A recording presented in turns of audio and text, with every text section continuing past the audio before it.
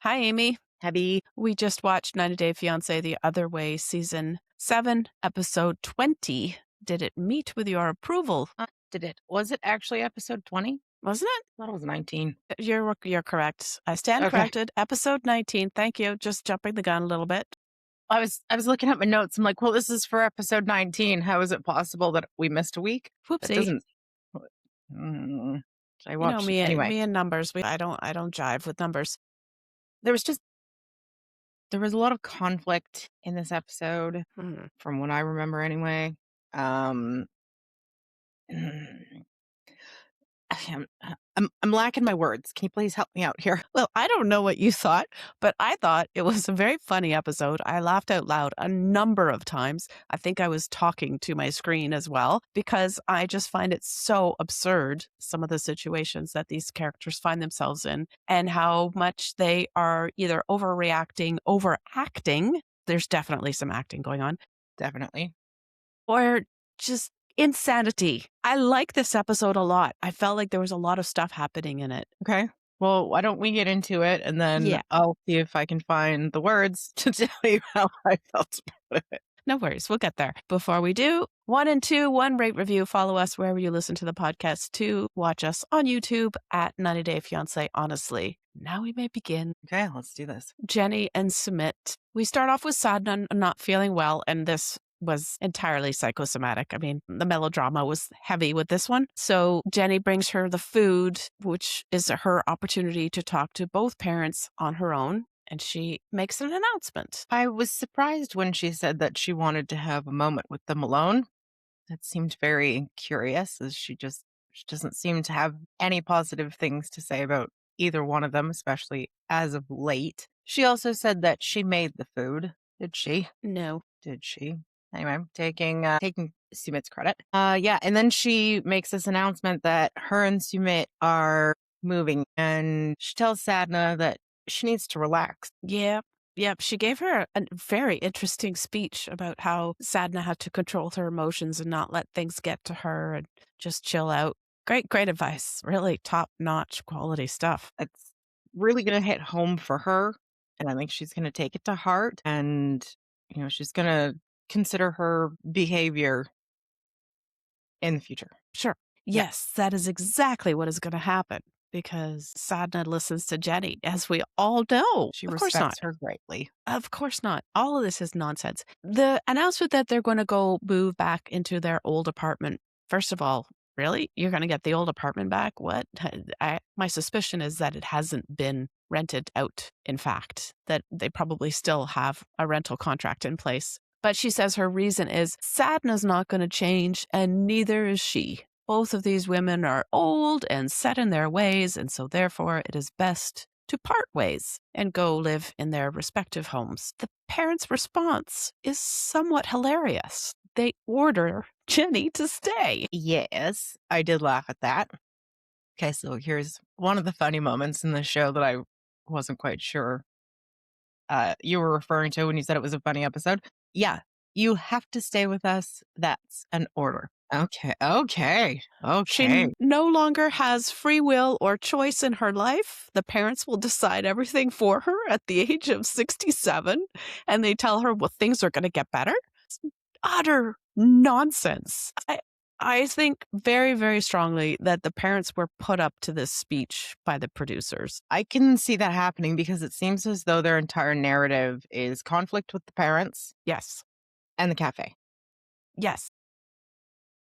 and finances. Yeah. So I think that they're being put up to this scene. It's all acting. Of course, Sadhna doesn't want Jenny to stay there. Sadhna doesn't even like Jenny. And the dad, he's always been pretty practical and logical. I don't think he would get in the way of Sumit and Jenny saying they wanted to move out. They were living on their own for years before, so what's the big deal? Anyway, the battle of wills is seemingly what we have here. Who's going to win? Don't know. But then Jenny and Sumit go out, and this seems to be a different day, which made me wonder who is in fact working at the family cafe, because we've had a couple of days at least now. There was the picnic day, there was this day where Sadhna's ill, and then there's this day where Sumit and Jenny are going on a date. Nobody's working. How are they making the money? That's an excellent question. And also, how's the food not going bad? Very, very good question. Yes. Why?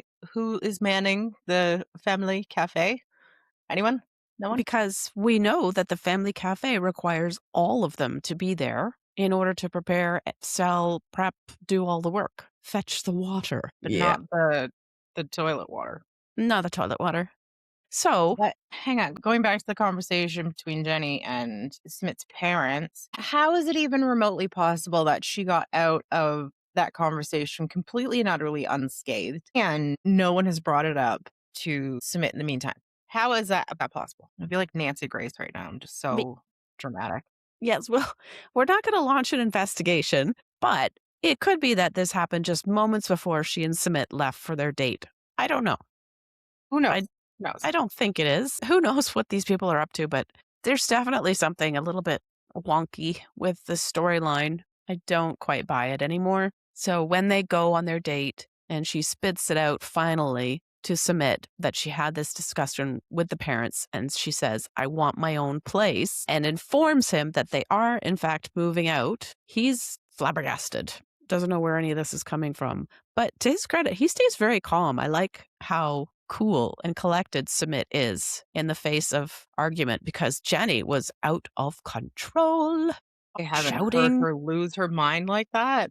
She Have we ever was seen her do that before? screeching. She was Yeah. making weird noises. She was huffing and puffing and crossing her arms in front of her chest so many times. Sumit's argument is just, my parents are paying the rent. We can't leave. We can't afford to be on our own. Yeah, I was going to ask where the money's coming from for them to move out because the money was the problem when they had their own place. And that's why they had to move in with the parents. And how are you telling me that you've completely recovered from your financial issues in 1 month by not paying rent, opening up a cafe that, I think it's safe to assume that within 1 month, a brand new cafe has not made any money yet. I think that's fair and reasonable. So where's this money coming from? The TLC checks from doing the show. Yeah, I'm just Mhm. as much as I love the two of them, I'm still holding on to that. I'm tired of the storyline as well. Yeah, absolutely. And it's just utterly ridiculous. This woman who's 67, behaving like a teenager, having a tantrum,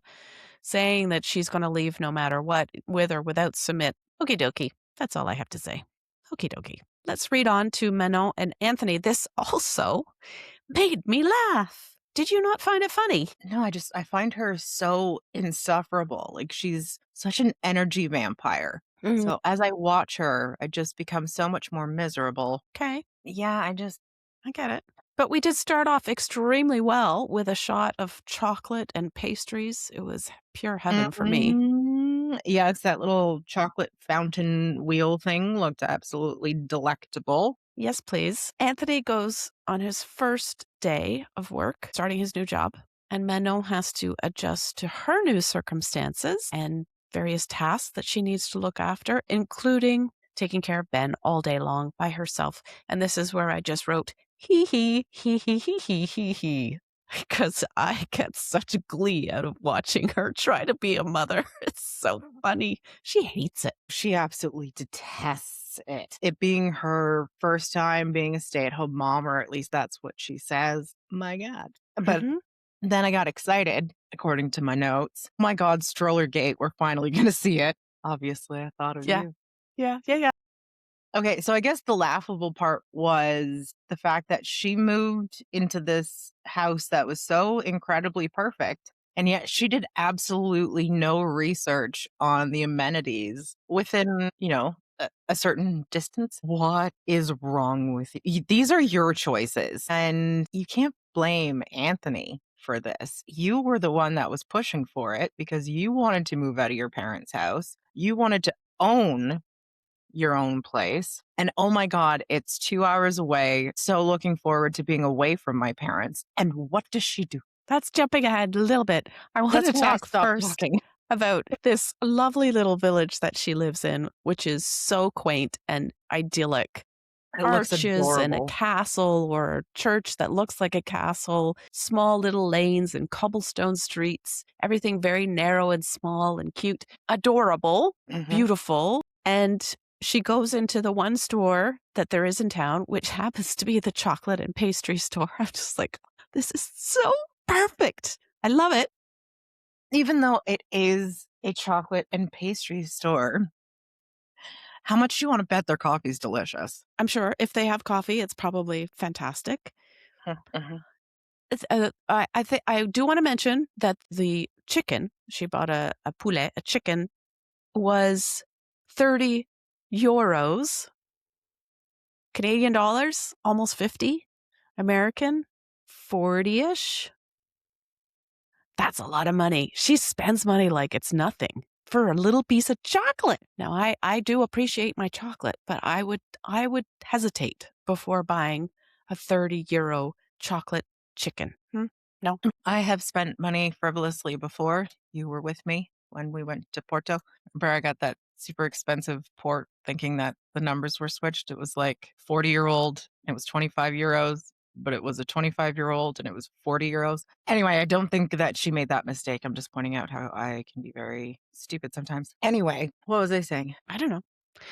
The store is small and cute and quaint. She finds out that there are no other amenities in the town. And like you said before, why did she not research this before? I don't know. Maybe they bought the house in such a hurry that they had no chance to figure it out. Not likely. Takes a long time to figure out the paperwork and the mortgage, etc.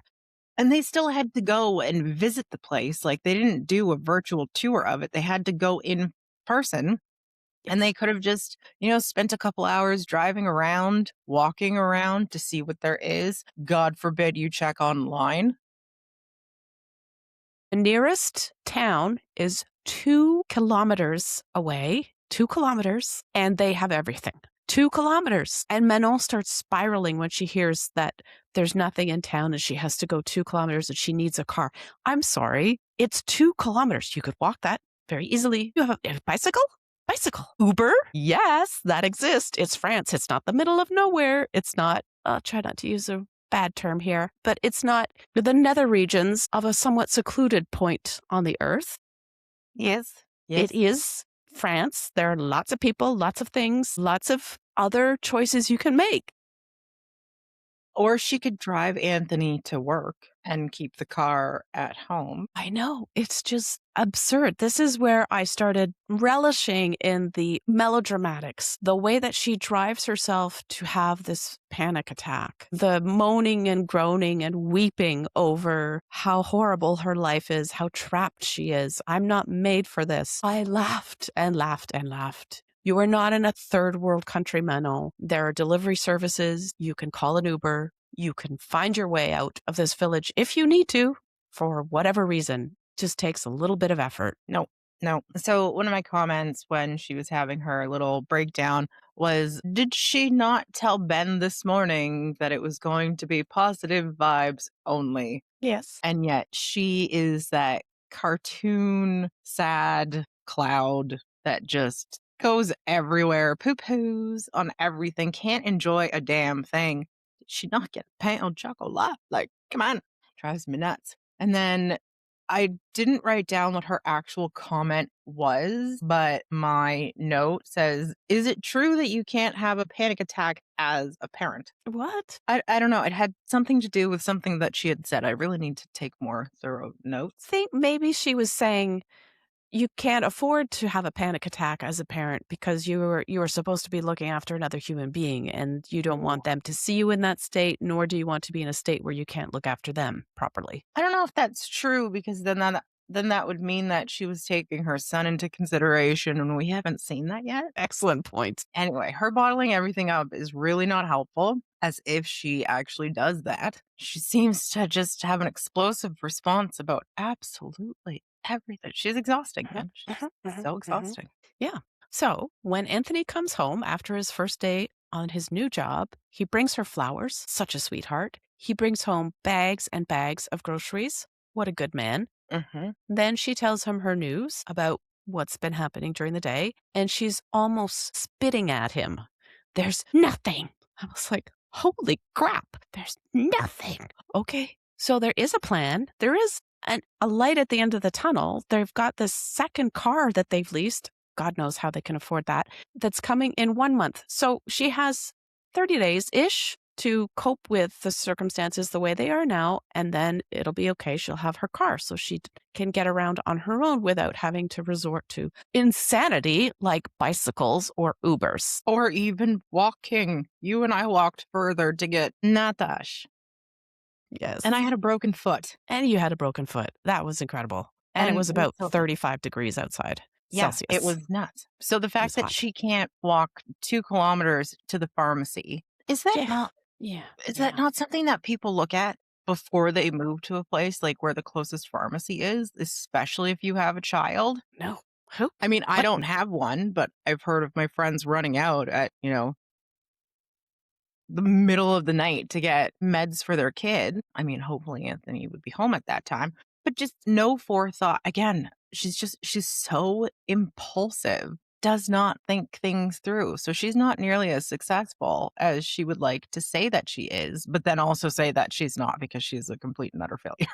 Like, exhausting. And then things get even worse because Anthony announces that he's figured out he will likely have to stay one night a week on the job and he will have to leave her to her own devices for one single night per week. And I have this 3 puts brain her cells today. over the edge. This He needs a new Yeah, job. yeah. This is not a job for a dad. What kind of a comment is that? I love his retort about, well, working in the military wasn't a job for a dad because that's what he did before, right? He had a couple good retorts in this one. I didn't write them Mhm. all down, but he had a couple good ones. He was quite snappy with her, which I actually really enjoyed. Yeah. Because she is being completely irrational at this point. Yeah. Saying that she's going to move back to Marseille, or not move back, but leave to go back there with her parents when they come for a visit is utterly wild. But So she's you're, gonna go until the new car comes in, isn't it? yes, she's going to go until this new car arrives. That's her plan. So you're just going to take Ben away from his dad for a month, even though his dad is there for 6 nights out of 7. And you can't cope with that one night by yourself. And then it gets even worse because she criticizes how much money he earns. Yeah. Okay. So this was rich. I feel like this was okay. I didn't mean for that pun. He's the only one working at this point. Sure, she might be working part time at one of her marketing businesses that she claimed she was going to continue to work at. But I think she's just jealous of the fact that he makes more money than she does, and she doesn't like that because that makes her feel like she has less control over Yep. everything. Yep. So she takes it out on him. Whereas this guy has been in France for, I think, 6 months. Hmm. Yeah. Speaks a bit of French, not as fluent as I don't even know. And yet he manages to find a job, to start said job, to keep said job, even after his first day. The first days are always absolutely terrifying. And yet here she is being a French citizen. Has she even tried to do a damn thing? No, of course not. It's all on him. But I loved it when he came home. He was so positive. It's not like I had to go and work my job today. It was a day. No, he was so full of light and, as you said, with the flowers and bags of groceries. Like, it looked like he had an absolutely fantastic day and he just wanted to talk about it. Hmm. And then as soon as he walks in, Manon's doing her poo-pooing It's all over all it. it's all I about her. hate everything. I am a victim. Everything is your fault. Yes. You make pennies or whatever Hmm. whatever she had You said. don't make enough money. You don't do enough work. You're leaving me to fend for myself. I'm a woman and by myself in the countryside in the middle of nowhere with nothing except this child strapped to her like an albatross. Oh, How dare you? God forbid she hang out with her own kid. He's so cute. I I'd know. hang out with them. He's adorable. I would babysit. So, what do you think? Is she going to go back to Marseille to dine in the restaurants, as she said, and have her parents look after Ben and then go back to her business plans, spend lots of money that they don't have? Yeah, yes, I do think she will leave. Also, I don't think she will leave, but I think I'm leaning more towards she will leave because then she can pawn Ben off on her parents Mhm. and then she can go back to Business venture. I was trying to figure out how to say it the way I wanted to say it, but I couldn't figure it out until after you'd said it. I wanted to say business. Business. I don't know why. I don't know why. I really think that she just wants to pawn the kid off because we've seen it. She doesn't enjoy being a parent. Her just the way that she was trying to pull the stroller out of the sliding doors was just, my lord, woman. You take the stroller out first, then you put the kid in it. Yeah. It's pretty simple. Even I know this, and I don't have children. What is this? She's just so incapable of doing or being better. Nope. Shall we read on? I'd like to go back to the chocolate. Another time, Sorry. But perhaps. yes, moving on. Chloe and Jonathan, he is packing up her things, getting her ready to be moved out of his house. He made some interesting choices of words when he was telling us about what happened. He said that he was bored and just being a guy, which Yeah. are the trademarks of people who do not want to take accountability or ownership of the devastation they've caused. He said he was, quote unquote, being a guy and, quote unquote, asking for her news. What does that even mean? I wasn't so focused on what it meant for him to ask for nudes. I was focused on him saying he asked a woman, meaning singular, one woman. And we know from Chloe's description last week that what she found on his phone had to do with multiple women, plural. Well, okay. So he is definitely downplaying this as much as he can. This insomnia is really getting to me because in my notes, I said he was asking for news. Like the News, like the television daily news. Yeah. Okay. Maybe it was Well, now it makes autocorrect. so much more sense that he said nudes, but That's hilarious. My boyfriend okay. asked other women for the news. Asking for her news. Yeah. So I was like, does that mean how's it going? What's been going on in your life? Oh my God. Okay, you know what? I said it at the beginning of the episode. I am very not smart, especially today. News versus nudes. I mean, what makes more sense? Anyway, can we please move Shall on? we keep going? Yes. Yes.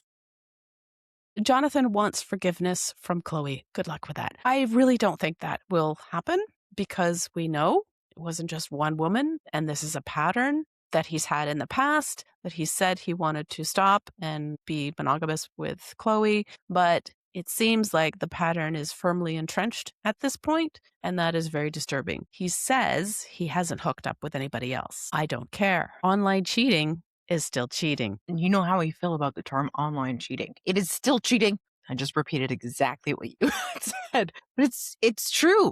I really had to restate your point. What an absolute clown. The stuff that came out of his mouth, and even for the preview for next week, which I won't spoil, was just like, what is wrong with you? Like, he really had us fooled. Yes. I will 99% out of the time, I will admit when I'm wrong, and I was definitely wrong about this dude.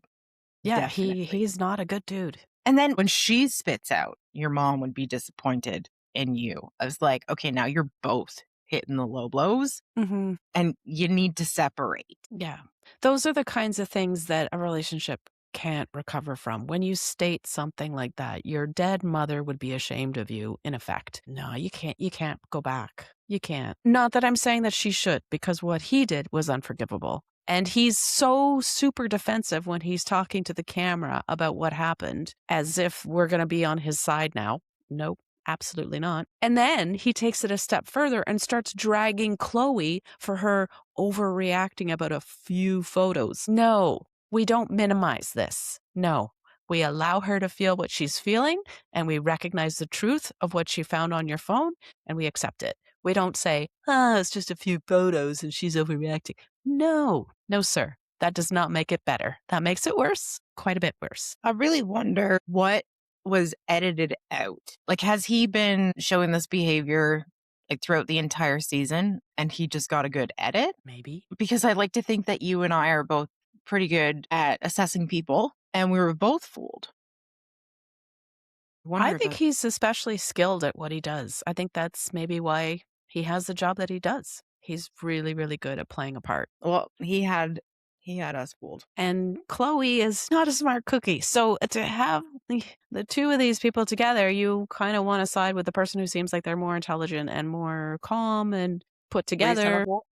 which was him until now or until last episode. Yeah. All right. Yes. Let's read on. We finally get to see Greta again. It's been a few weeks. Greta and Eeyore. Eeyore. That's the perfect name for him. I love that. He is an Eeyore. I said to myself, this is the face, the attitude, and the voice of a man who has had his heart shattered into 1,000 pieces because he was so morose. Just like Mm, Eeyore. It's perfect. yeah. His poet's heart was torn asunder. His life is tragically over at the tender age of a mere 26. Here endeth the lesson. Yeah. My comments are, my God, he is so sad. Woe is me. This And made me laugh. This made me laugh. his eyes weren't even red. There were no tears. There was nothing. He was just, Hmm. yeah, Mom. pouty pants. Pants is perfect too. Pouty pants. Yeah. Yeah, so he's packing up her stuff, which shouldn't be too difficult because she Mm. didn't really unpack to begin with. And I And guess she left in such a hurry that she didn't take her things with her, which I did not understand because wouldn't it have made sense to take them with her? There was no rush to get out, I don't think. And then she would not have had to do this returning to the house bit, which is awkward and doesn't really give either one of them any benefit. well, I wonder if that was a production thing because his dad could have brought her stuff Yeah. to her. I can't see her leaving without her stuff. What has she been doing for 3 days? Because as we know from Matthew, it has been 3 days since she I've had hitched. parcels take longer to arrive. Good one. I like it. He's just such an interesting and equally irritating character. He's you never know what's going to come out of his mouth next. I feel like I didn't you say this a couple weeks ago that he was like a Monty Python sketch? No, I said he was like a frustrated Victorian poet. Yes. He's just going to be walking down the street as he was before, waving his arms about. Look at all of this beautiful greenery that I cannot enjoy because my heart has been shattered into 1,000 pieces Yep. by a woman who just refuses my love. More like that was more Anchorman than it was Victorian poet. The other funny moment, aside from really laughing at his attitude, was when she came to the door and he actually made the effort of picking up her bags, which were inside the front door, and putting them outside on the stoop for her, and then asking, do I need to take it to the car? Yes, you dum-dum. You do. You do. How else is it going to get there? You make this grand gesture. I will bring the bags out for you, but only thus far. Yeah, he moved them like a foot. Do I have to do it anymore? At least he did it seamlessly, unlike Manon with the stroller. Okay. Well, I have that stuck in my this head. I don't know why. beautiful gesture of consideration completed. The two exchange very, very, very few words, and it's done. She drives away. His question of, do I need to bring it to the car, is so indicative of his behavior towards her and the amount of space that he has made for her to exist in his world. He couldn't even empty out drawers. He couldn't just take her luggage to the car. I really hope that that solidified things for her. Though I think she was also being quite dramatic in the car because she said, I'm giving up a life of something that could, be mediocre happiness versus whatever else could happen. It's like, Greta, you deserve so much more than just mediocre happiness. Yeah, she does. I just really wanted to give her a hug in that moment. That was really sad. Oh, I can't wait to see what she has to say on the tell-all, which I hope is coming very soon. I think my instinct tells me there's one more episode left, and then it's the tell-all. If they drag it out any further than that, I think it's completely unnecessary, but we shall soon see. Yeah, I feel like the average is like 20 or 21 episodes, so we're at 19 now. We should be done soon, and I look forward to it because, there's really no one to root for Next week looks interesting, though. Next week looks great. Looks as fantastic as this episode was. Well, Luke's dad told Luke in the snippet that we saw that Madeleine took a second to stop and think. I laughed harder at that than I did throughout the entire episode. It's like, Mhm. obviously, she did not think No. in any capacity. She's not No. capable. And then when Johnny is in that fight with Chloe and he tells her that she ain't shit. Oh, There are gonna be some choice words exchanged next week. I them cannot wait. be fighting words. Her reaction, or at least the edit that we saw of her reaction, was I'm still laughing about it. Yeah. What? Okay, so next week has potential. I mean, I didn't hate this episode. I think I enjoyed it, but it's Matthew and his Eeyore thing was just so pathetic. So pathetic. Okay. Well, I eagerly await next week. And before we go, if you're enjoying the 90 Day Fiancé Honestly podcast, please subscribe to or give our show a follow. If you have an additional moment, please rate us and help other 90 Day fans to find our show. Thanks for listening. Thanks, everyone. See you next week.